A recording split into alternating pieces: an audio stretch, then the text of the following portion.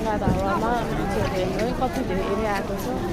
आज पुर्णे हो नि त, त्यही भएर पुरा गर्नलाई धेरै मान्छेहरू आएको।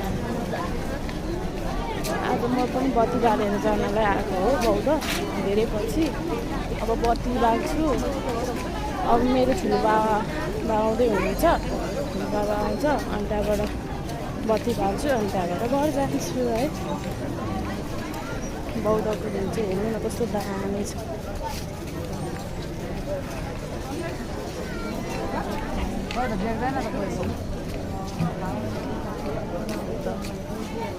यता चाहिँ टेन्ट पनि लगाएको रहेछ।